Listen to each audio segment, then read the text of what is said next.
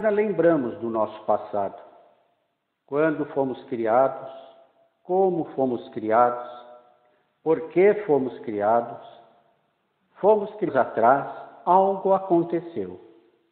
E saímos então do seu seio. Por quê? Onde estávamos então? Gravitávamos no seio de Deus, inativos e infecundo, até que surgiu para nós o dia de nossa expansão, como diz Galileu Galilei, em Uranologia Geral, a Gênese de Kardec. Ou será que estávamos lá há muito tempo e optamos por sair? Ou nos saíram de lá?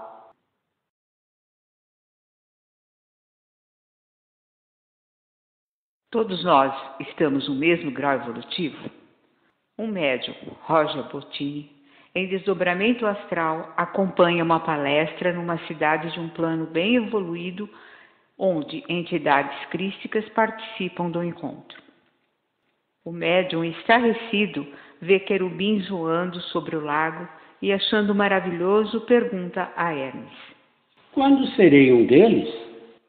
Hermes, entreolhando-se com Atones, responde: Você já foi um deles, há muito tempo em seu passado, e agora estás num ciclo muito mais avançado.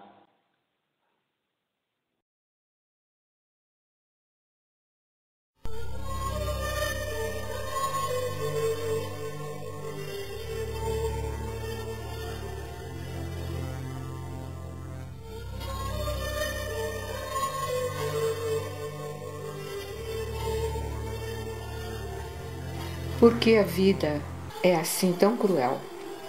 Por que tantas dores, sofrimento, tantas tragédias que vemos na TV, enfim? Por que tantos crimes hediondos?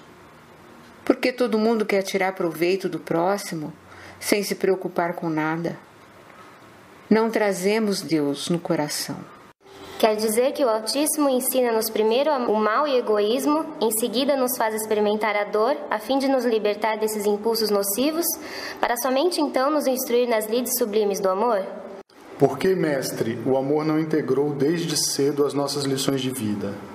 Nosso amoroso Pai não nos criou puros e imaculados? E por que, exatamente, sentimos-nos exilados e tão distantes do seu afeto, se somos simples, rebentos em crescimento? Não nos parece demais cruel e uma carga enorme imposta a um ser criado tenro e inexperiente que inocentemente percorre a percalços da matéria apenas para desenvolver-se? Nego-me a admitir que passar pelas lições da bárbara animal seja uma premente necessidade de crescimento, pois se eterniza o mal na criação divina, uma vez que novos espíritos, criados a todo instante pelo nosso Pai, necessitam percorrer suas fileiras. Não temos aprendido que vivemos num universo que se apoia exclusivamente na tessitura do amor? Não somos filhos do divino que nos jungiu a matéria apenas para evoluirmos? Parece-nos um sistema hediondo de vida, muito penoso para que o imputemos à sabedoria divina. Não dá a impressão que existe uma falha na justiça divina? Será que não existem lacunas abertas, ou seja, coisas que não estamos enxergando, que explica essa incoerência? Não nos parece isso correto para um pai que ama verdadeiramente o seu filho. Não parece um imenso paradoxo das leis da criação? Mas isso não é justo, mestre, porque sofremos tamanha injunção das sombras e antepomos-nos a tantos males, se estávamos apenas seguindo o nosso crescimento evolutivo? Parece que Deus não se interessou em nos ensinar o perdão e a bondade antes de infligirmos pesados delitos aos nossos irmãos. Somos, assim, herdeiros naturais da selvageria e, sem que queiramos, ela está impregnada nos pilares da nossa personalidade. Nenhum pai faz assim com seu filho, ensinar primeiro o que é errado para depois mostrar o que é certo.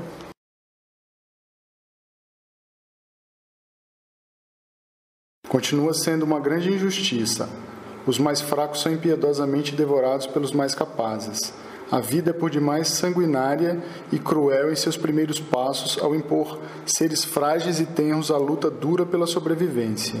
Não deveríamos ser instruídos nas fragrâncias da benevolência desde o início do nosso nascimento? Assim, continuamos a não compreender por que aprendemos o desamor e não o amor desde os primeiros passos da evolução. Nesse caso, a dita evolução conduz-nos do egoísmo, da luta pela sobrevivência, da selvageria animal para a bondade e a angelitude. Parece que caminhamos do inferno para o céu? Custa-nos a aceitar a necessidade do perdão e a assumirmos o exercício pleno da indulgência e do amor diante de tudo isso que nos ensinaram.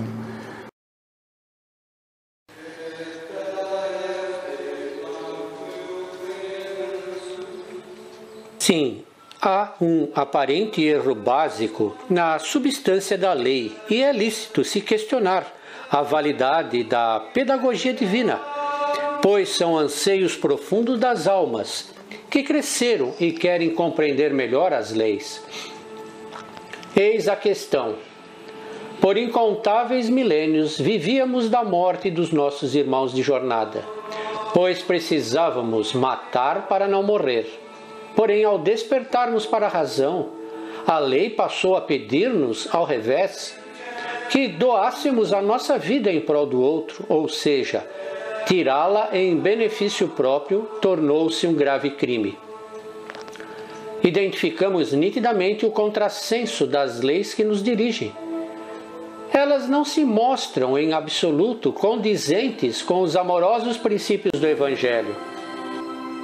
Como que a lei divina nos educa primeiro no egoísmo, no exercício da agressividade, para depois, sob o gládio do sofrimento expiatório, convencer-nos de que a prática do amor é o único caminho possível? Porque o Altíssimo cobriu-nos com os envoltórios físicos e espirituais e aprisionou-nos no pelourinho do tempo e do espaço, apartando-nos do seu amor afinal? E o que levou o nosso amoroso Pai a ocultar-se em uma realidade de tão difícil acesso para nós? Se sempre carecemos da sua presença e buscamo-lo com tanto empenho na atualidade? Quantos lamentáveis erros e crimes teríamos evitado na estrada dos séculos se ele tivesse manifestado claramente aos nossos olhos desde o início? Portanto, como não podemos imputar a Deus tais disparates, necessitamos buscar por novas hipóteses que nos ajudem a compreender a inexorável presença do mal na evolução do espírito. Realmente não é possível a Deus, que é todo pureza, harmonia, amor e solicitude, criar algo que fosse contrário à sua própria essência. Então existe uma causa mais profunda que temos que penetrar agora. Primeiramente, precisamos reconhecer que habitamos, tanto aqui encarnado quanto nos planos espirituais imediatos à ripalta terrestre, uma parte restrita da criação, própria para a evolução, a que chamamos de relativismo. Neste ambiente, não temos um tempo e nenhum espaço iguais para todos, pois cada qual tem suas particularidades e necessidades, sua especial percepção e sua própria trajetória de destino, ou seja, a sua íntima velocidade de vibração, subordinada ao pulsar interno do seu ser. Cada qual tem o seu próprio cronômetro. Portanto, quanto mais primitivo se acha o espírito, mais lento é o seu pulsar interior. Podemos então dizer que o mal e o egoísmo encurtam um tempo, enquanto que o altruísmo o dilata. O verdadeiro amor supera-o definitivamente, fazendo-o estacionar na eternidade. Ora, somos filhos do Altíssimo, portanto, estamos edificados na mesma substância dele. Somos, portanto, entidades absolutas e não relativas. Aprendemos anteriormente que o universo era infinito, porém hoje sabemos que se trata de uma ilusão conferida pelo reino das formas. Vivemos em uma infinitude fechada em si mesma, parecendo ilimitada apenas onde caminha da imperfeição para a perfeição. O progresso não pode existir no universo divino ou absoluto, onde tudo já está no seu máximo quilate, evolutivo e possível, estacionado na perfeição absoluta de todos os seus valores. Adamastor questiona: onde se encontram então essas regiões paradisíacas anunciadas pelo Cristo e o glorioso futuro que nos aguarda? Vivenciamos nossa caminhada evolutiva como se ela realmente fosse infinita. Porém, se estamos fadados a transformarmos-nos em espíritos puros, então é admissível que o progresso irá cessar, pois nada mais se pode agregar ao que já é imaculado e perfeito?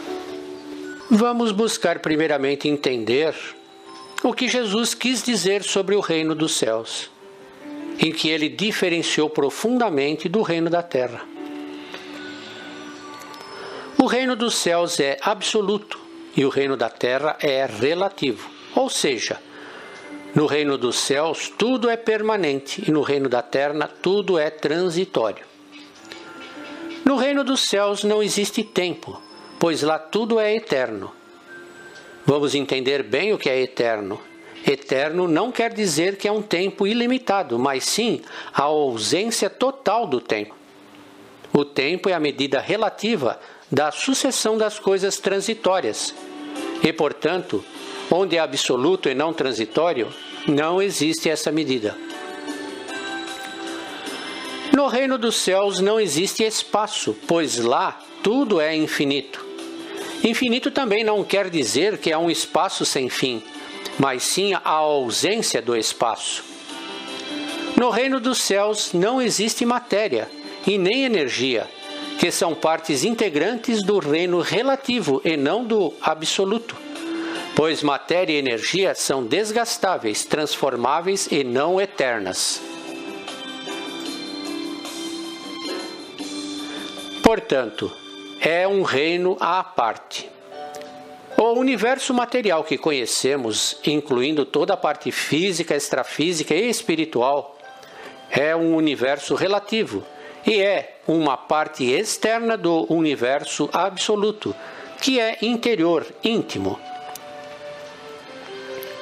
O reino de Deus é algo atemporal, adimensional, imaterial e, portanto, oculto. O reino dos homens e dos espíritos é exterior, cronológico, dimensional e de vários níveis materiais, pois os planos espirituais também são formados de átomos e moléculas, de um quilate mais diferenciado, mas é um reino também atômico e energético.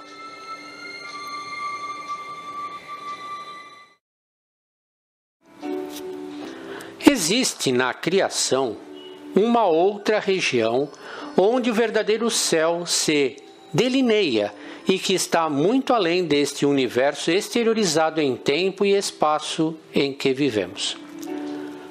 Não é uma outra dimensão, como esferas espirituais elevadas, porém um outro domínio, muito diferenciado, onde não há tempo, espaço, energia ou matéria, de qualquer natureza, mas somente as abstratas construções do pensamento e suas mais puras expressões.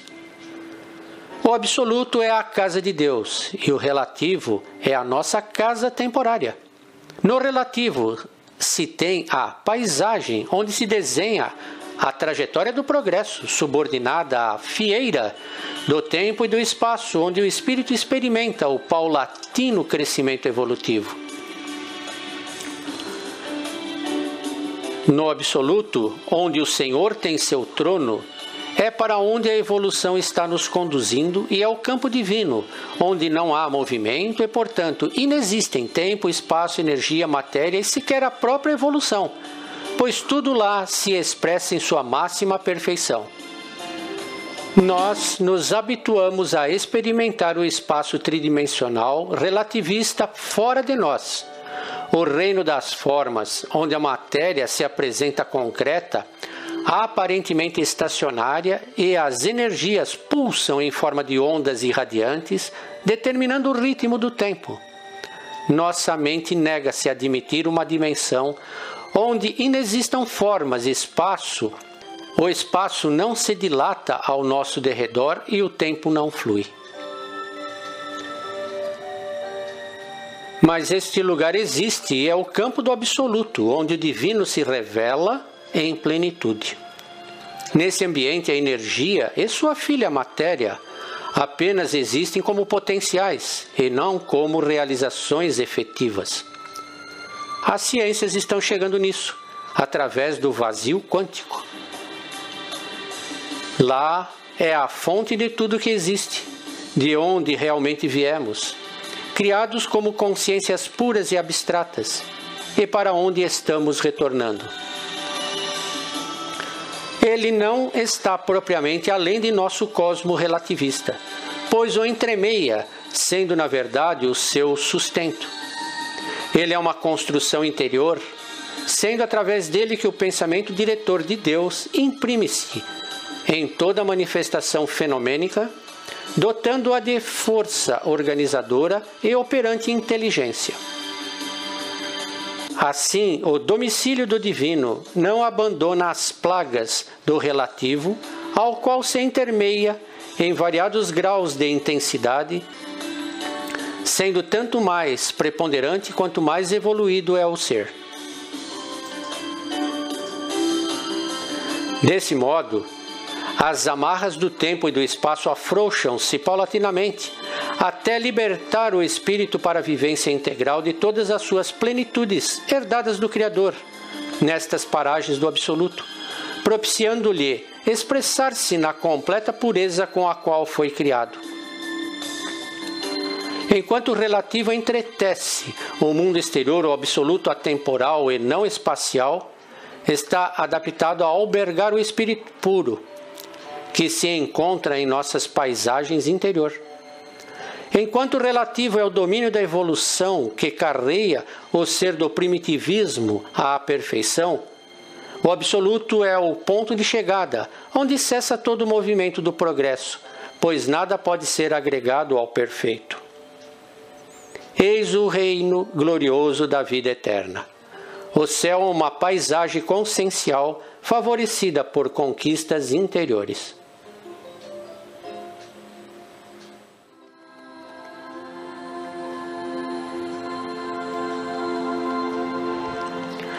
Junto a ele estão Deus e a perfeição plena.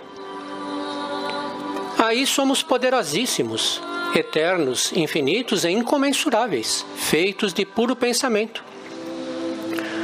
Quando desfizermos todos os nossos efêmeros envoltórios, aprenderemos a viver exclusivamente nesta região paradisíaca, onde de fato encontrar-nos-emos com a vida eterna que o Cristo prometeu-nos.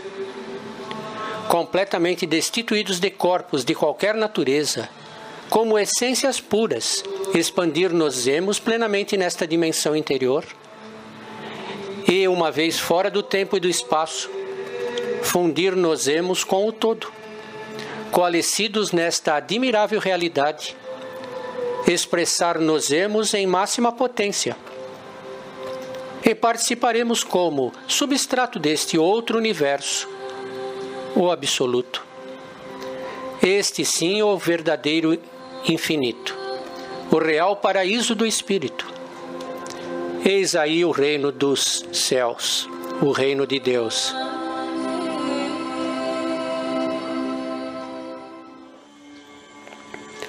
O céu é uma edificação interior, onde, fins do tempo, tanto falado por Jesus, se refere à completa extinção das dimensões do tempo e do espaço para aqueles que atingiram a evolução completa. O processo evolutivo então irá efetivamente nos projetar nesse estofo interior, dentro de nós mesmos, o nosso lar definitivo. É exatamente nas profundezas desse abscôndito absoluto que permeia o nosso interior, onde reside o nosso verdadeiro eu, atemporal, fagulha da consciência, sagrada e imaculada. E os aprendizes continuam a questionar: por que então saímos de lá? O que estamos fazendo aqui, se este é o mundo provisório? Não poderíamos ter continuado a viver como pensamentos puros, se assim fomos criados? Por que então nos vestimos de energia e matéria e mergulhamos no reino do espaço e do tempo, que nos pesa agora superar ao preço de tamanhas renúncias e sacrifícios? Porque o reino do Deus está incompreensivelmente dividido entre dois domínios, totalmente antagônicos, sendo um deles dominado pelo mal, pela dor e pela desordem? E o mestre continua explicando: este é, infelizmente, o nosso enredo, a dura realidade que nos custa a aceitar. Todos nós que vivemos neste universo relativista somos espíritos falidos. Todos nós que trabalhamos na carne ou fora dela somos consciências caídas na matéria que precisam ser resgatadas. Somos almas retidas nos umbrosos escaninhos atômicos a suplicar pela complacência divina que nos retire do lodo da matéria. O Cristo, o anjo tutelar que nos retira do abismo, é o nosso Salvador. Eu, vocês e todos os espíritos iluminados que habitam esta e outras esferas superiores, todos somos almas caídas e endividadas, ainda mergulhadas nas penumbras do relativismo.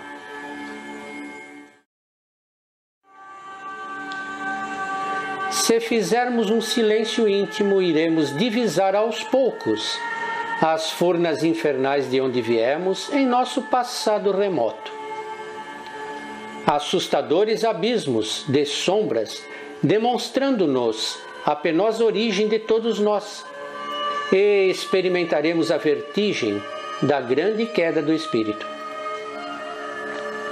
E em estágios mais avançados de nossa auto-observação, deparar-nos-emos com a nossa própria retirada do seio divino, reconhecendo os oprobriosos motivos que nos levaram a deixá-lo, compondo a nossa particular e nefanda revolta contra Deus.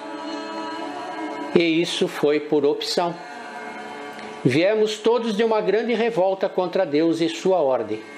Este é o fato inegável que se responsabilizou por arremessarmos-nos desde os páramos celestiais aos abismos da matéria, onde encontramos a morte da consciência. Aí está a origem do bem e do mal, a justificativa para todas as nossas dores evolutivas, a explicação para as aparentes incoerências da criação e o significado excelso da mensagem redentora do Evangelho de Jesus. Espaço, tempo, matéria e energia são criações nossas e não propriamente de Deus. Eis o maior segredo de nossa história e do enredo de nosso universo. Esta verdade dissolve os nossos dogmas e equívocos, se soubermos compreendê-la adequadamente. Todo o colossal cosmo, com suas admiráveis paisagens, é criação nossa e não de Deus. Jesus falou: venha a nós o vosso reino, pois o Mestre sabia-nos distante da casa paterna. Se não vivemos na realidade divina, estamos em situação de anormalidade, pois somos seres originalmente conformados em puro pensamento. E não fomos feitos para nos restringir às teias do relativismo. Fizemos, pois, a escolha de retirarmos-nos do seio divino e por livre vontade, gerando a realidade exterior e o tipo de vida que aqui levamos. Portanto, o relativismo com todas as suas incoerências do ponto de vista da divindade, teria sido obra nossa e não propriamente do desejo divino. Então, uma outra vontade sumamente poderosa gerou o domínio que nos alberga. E a única força criadora existente somos nós próprios, os filhos, gerados como deuses também. O filho nunca poderá ser de natureza diferente daquele que o gerou. Logo, como rebentos do Altíssimo, somos potenciais criadores e herdamos igualmente a perfeição e infinitude de todos os seus atributos. Portanto, éramos e continuamos a ser sumamente poderosos, não obstante agora imersos na ignorância e na contração de todos os nossos potenciais de origem.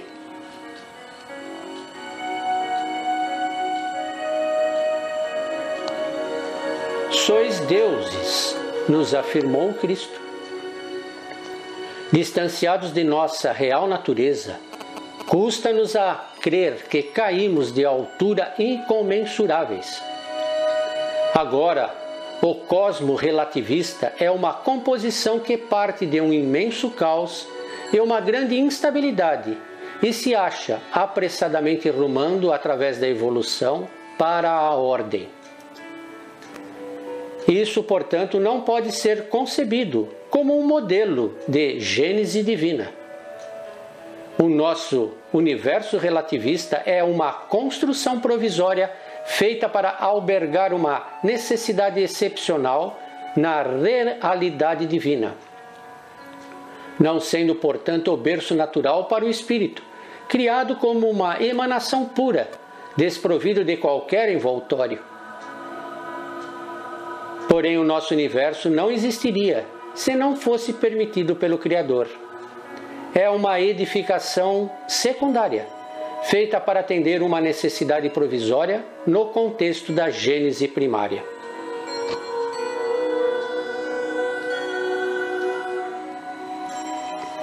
A gênese primordial ocorreu no seio de Deus e escapa-nos completamente seu entendimento. Sabemos apenas que foi perfeita, edificada no domínio da expressão do pensamento de Deus, fora das medidas do tempo e do espaço, tratando-se de uma construção imponderável.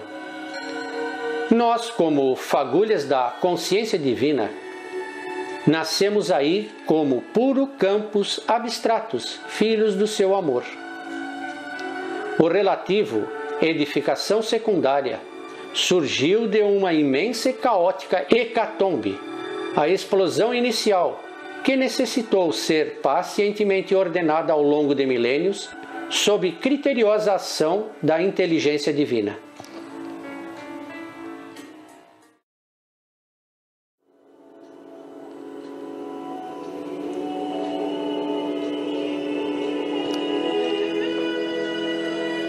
Podemos nos aproximar do ocorrido dizendo que fomos gerados mediante um impulso de concentração da substância divina, o autocentrismo, ao qual deveríamos responder com uma força compensadora a nossa doação de amor a Deus e aos nossos irmãos, ou seja, o altruísmo. Dessa forma, equilibrar-nos-íamos no seio divino, vivendo nos campos conscienciais, individualizados e ao mesmo tempo imersos em perfeitamente jungidos à grande consciência do todo. Contudo, como Deus não desejou a criação de filhos autômatos, porém livres, deu-nos a opção de aceitar ou rejeitar tal proposta. Integrando-nos à vontade do Pai, estaríamos prontos para viver a vida eterna no seu seio amoroso. Somente depois desta grave decisão é que o processo de gestação divina em nós seria dado por concluído e a perfeição absoluta estaria concluída.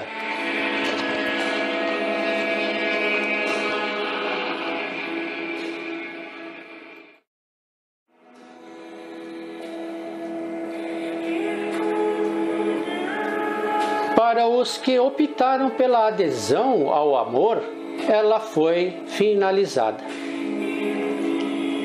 Porém, para os outros que elegeram vivenciar o egoísmo, deu-se a necessidade de se submeter ao crescimento progressivo, qual o que estamos realizando através da evolução. Infelizmente, compomos a comunidade daqueles que se rebelaram contra o amor divino. Interessados em explorar a egolatria, tivemos que deixar o reino imaculado, pois somente quem se convenceu da necessidade de amar intensamente a Deus e ao semelhante pôde viver integralmente a perfeição divina.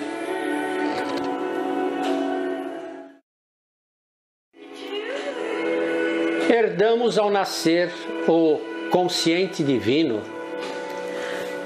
Desse modo, como nos revelou a palavra sagrada, tínhamos a ciência infusa e bastava contatar-nos com o pensamento de Deus para conhecer a ciência do absoluto, da qual nos impregnamos ao ser gerados.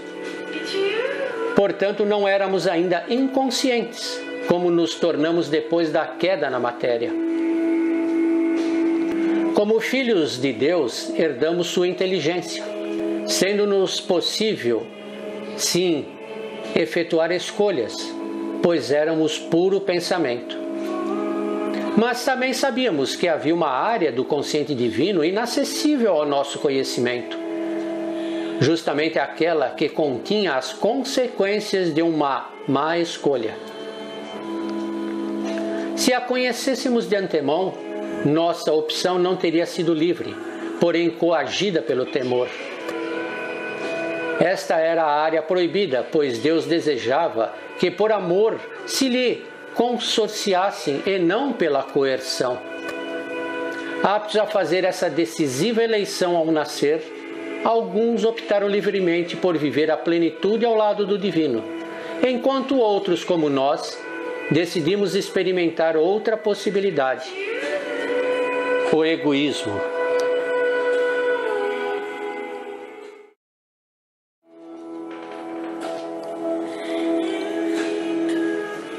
Uma vez que a elegemos, contraídos pela poderosa força egóica, terminamos por nos projetar em outra realidade, aparentemente fora do campo divino, o relativo onde geramos a matéria.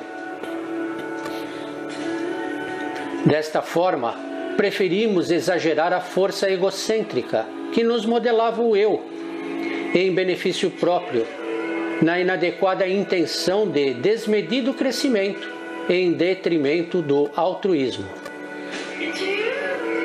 A consequência disso foi a nossa contração no redemoinho atômico, onde encontramos a morte da consciência, e tornamo-nos os mortos, como se referiu o Cristo.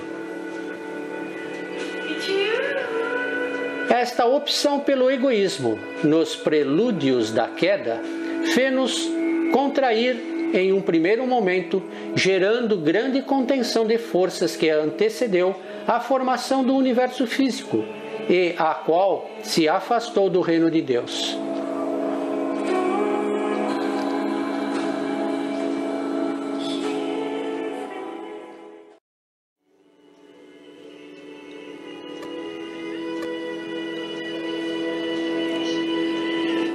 Posteriormente, seguiu-se a estupenda expansão invertida, formando a exótica realidade exterior em que agora vivemos, e que, com nosso ingente esforço, precisamos desfazer. Na dimensão original, tais movimentos do eu menor não eram possíveis, porém, à distância do campo divino, podemos efetuá-los, terminando por vestir-nos de matéria em um ambiente espaço-tempo relativismo que até então não existia. Esta é a explicação pela súbita expansão de forças que deu início ao nosso cosmo, a origem da grande explosão, o Big Bang. Somos então anjos presos aos átomos.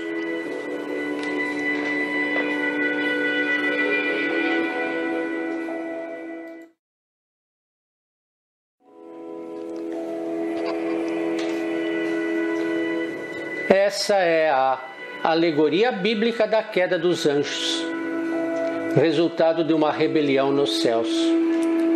Uma vez que nos revoltamos contra a imposição do amor, terminamos no redemoinho atômico sofrendo a contenção de todas as nossas potencialidades de origem e caímos na inconsciência, experimentando então a nossa verdadeira morte. Tivemos então nosso potencial original inibido como uma necessidade para se resguardar a integridade da obra divina, pois o inadequado uso do egocentrismo transformou-nos em seres altamente destrutivos e poderíamos abalar os fundamentos da criação perfeita. Encerramo-nos no determinismo da matéria, nosso genuíno cativeiro, o túmulo da consciência falida, de onde estamos lutando para sair.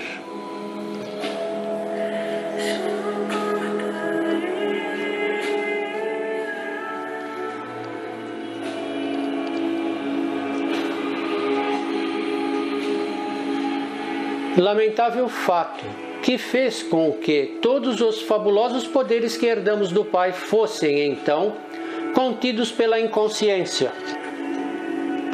A ignorância é a tremenda limitação da matéria. Temos, então, envoltórios inadequados à nossa pureza de origem, os quais não só abafam o nosso potencial divino, como também representam para nós uma verdadeira prisão.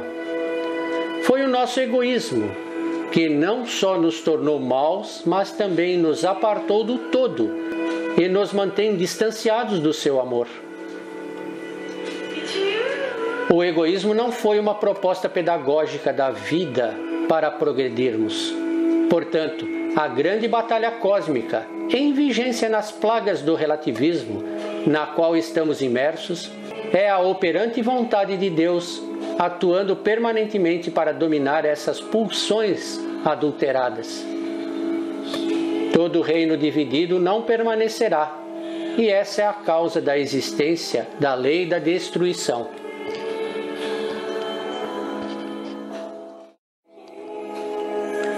Portanto, iniciamos as inadequadas experiências na carne não como uma necessidade para crescer e progredir, mas para agastar-nos o renitente e tremendo apego ao próprio ego. E desde os primórdios da existência na matéria, como verdadeiras bestas, movemo-nos segundo esta descomunal e inadequada intenção. Por isso, logo que despertamos parcialmente a consciência nos reinos biológicos, tornamos a vida uma arena de intensas lutas de morte, interessados somente em defesa dos próprios interesses, nada mais do que a reverberação do erro original. Esta é a origem do mal e é exatamente por isto que assistimos em nosso universo a grande batalha entre as luzes e as trevas. Em um palco onde a bondade e o amor existem apenas como exceção em seus primórdios.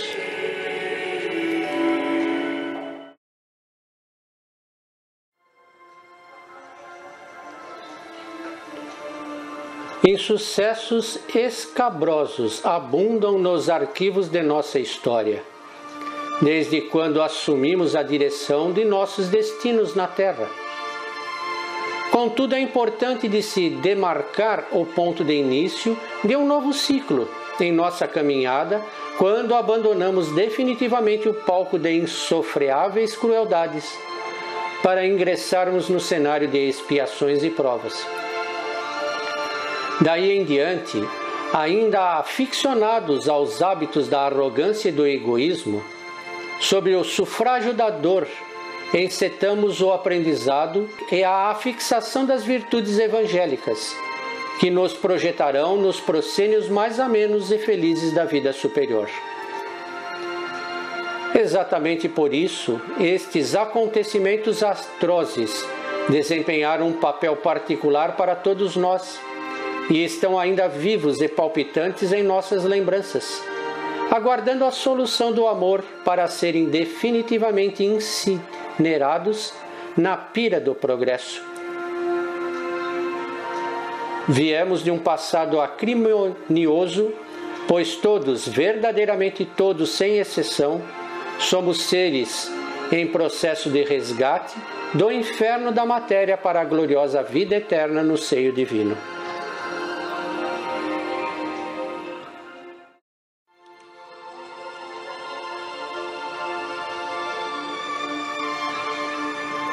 Sim, o coro dos milênios ulula um gigantesco rugido de dor, o redundar de um ominoso drama cósmico que a alma carrega consigo, a soturna epopeia da revolta do espírito.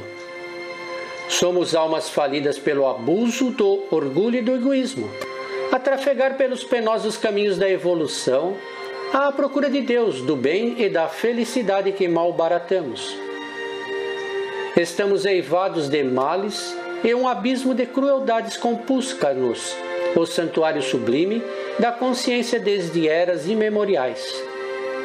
Se retroagirmos no tempo, ver-nos-emos cada vez mais enraizados nos despenhadeiros do mal, empenhados na defesa dos próprios interesses e prontos a agredir os novos semelhantes.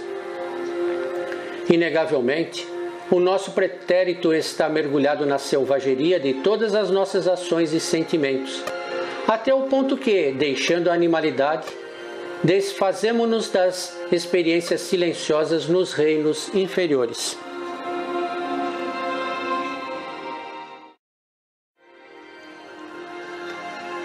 As lições do metabolismo prenderam-nos por incontáveis évos no reino vegetal, e a grande noite das eras cósmicas reteve-nos na inconsciência plena, a morte do espírito, e incontáveis milênios, estacionados nos estreitos e umbrosos escaninhos atômicos, onde experimentamos o não ser.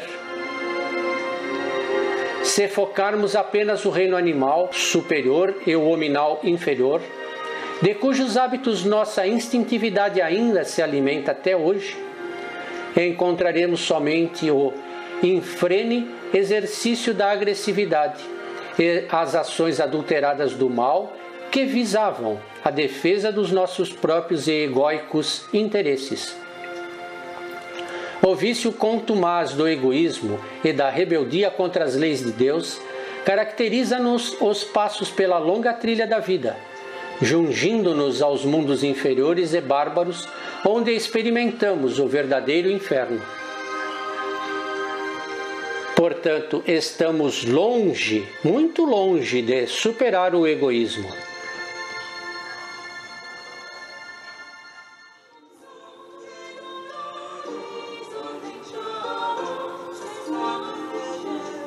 O excessivo amor próprio foi uma escolha nossa, e não um mero hábito que herdamos da paternidade divina. Não éramos subordinados a um sistema de lutas originariamente proposto por nosso amoroso Pai, porém a um regime de correção de hábitos que previamente fixamos em nós. O simbolismo da árvore do bem e do mal, onde o Senhor recomendou que não experimentássemos, nos induziu ao dualismo, no qual estamos agora cativos. Provamos o fruto proibido, e com isso ingressamos no tremendo jogo de forças antagônicas que inexiste no universo divino.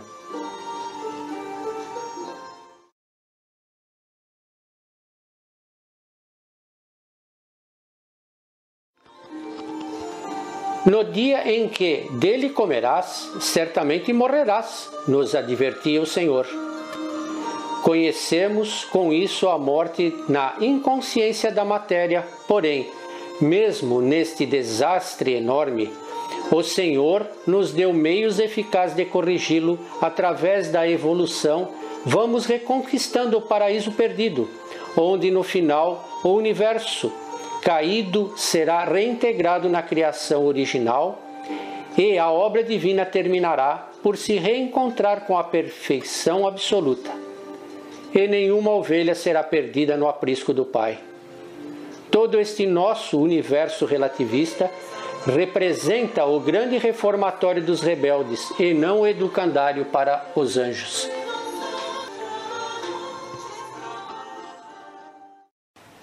E como entender que fomos criados simples e ignorantes? O mentor responde: ao evadirmos-nos para o reino relativista da matéria, tornamo-nos íncios e despojados da magnificência divina de origem, como convém a um ser rebelde. Perdemos o conhecimento que antes detínhamos na consciência paterna, com a qual rompemos o contato direto. E assim iniciamos nossa evolução na estrada de retorno, cegos e obnubilados. Portanto, o filho do relativo é simples e ignorante, mas não o filho do absoluto, que acabou de sair do divino, que é grande como o Pai. Tornamo-nos sementes de Deus plantadas no solo pedregoso da matéria, a fim de germinarmos e tornarmos-nos a crescer. Adão e Eva viram que estavam nus na presença do Senhor e se envergonharam. O Senhor então entendeu que eles haviam comido o fruto da árvore do bem e do mal e providenciou para eles a veste de carneiro para cobri-los. Eis também o significado do religare, pois rompemos a amizade com Deus e temos que nos religarmos. Não saímos verdadeiramente do absoluto, pois nada pode existir fora de Deus. Apenas desmoronamos em uma ciclópica contração dimensional que nos arrastou ilusoriamente fora do ambiente divino.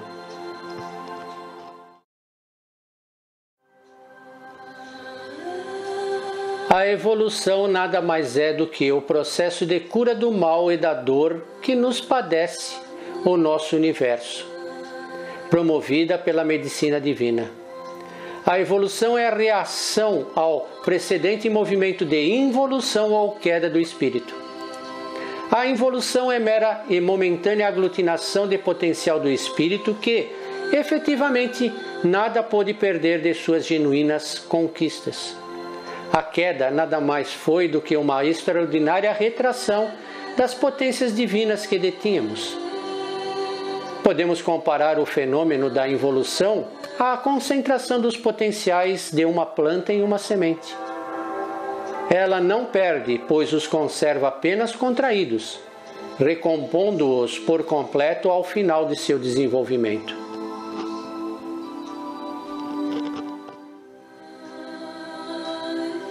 O nosso drama é o do filho pródigo, que nos contou Jesus. Nós pedimos a herança do Pai e viemos viver entre necessidades, enfrentando a fome, o frio, o desterro e comendo com os porcos. Agora vemos que fomos ludibriados pelo nosso orgulho, descaídos da casa paterna, compondo o rebanho das ovelhas perdidas, mortos, raça de víboras a que Jesus se referiu.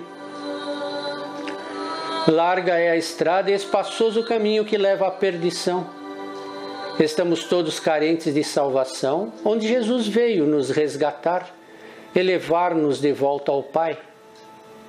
Jesus veio nos restituir a condição de filhos de Deus, que perdemos, por isso necessitamos agora de uma ressurreição.